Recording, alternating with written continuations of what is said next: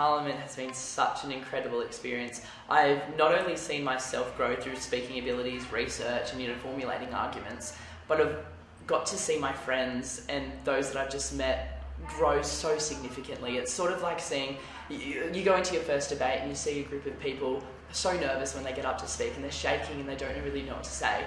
And now you have today on the third day of sitting week, and you have these people that are able to do these incredible things. They're able to evoke personal stories, use statistics, and they're really able to deliver a genuine argument. And it's that progression that for me has been the most fulfilling and nourishing thing. It's affected me in so many facets, not only speaking and confidence, but also I think it's an opportunity to be able to be able to talk to people that are like-minded, but also talk to those people about issues, about deep concepts that are something that really needs to be altered in how we live and how society operates. And it's about being able to address those concepts and those questions with rigour and with emotion, but also with sensitivity. And I think that's what Youth Parliament gives to you, a sense of intellectual rigour, but also emotional sensitivity when it comes to these issues, and being able to listen to other people's stories, because it is these personal stories. No matter how many statistics you use, a personal story is something that really gets to you. So it's about listening to those stories and using those stories in your future to make your decisions.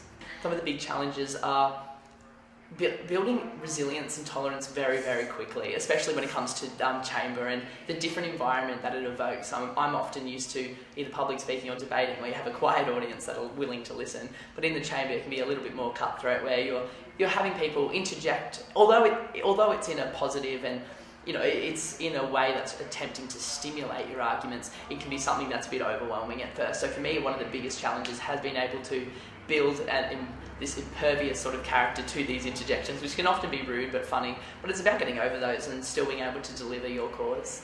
I'm very proud to represent Newcastle. Newcastle has given so much to me, but also I feel because it's a region that's bordering a metropolitan but also has those regional qualities, it's something that has that dualism or that dichotomy to be able to cater to the arguments of both sides. In Parliament, we often have a metro-centric focus when it comes to issues, addressing Sydney and addressing the problems in Sydney. And Newcastle has that element of a city focus. It is a big city, but it also has the regional issues of coal mining, natural resources, youth services, mental health. My personal bill was to do with right to silence, which is not something that directly affects Hunter, but through that right to silence bill, we attempted to address right to silence when it came to various offences. In particular, Hunter region has the fastest growing number of summary offences, and that was the bill was to do with right to silence and summary offences, and where the right to silence equated to that. So I feel that I was able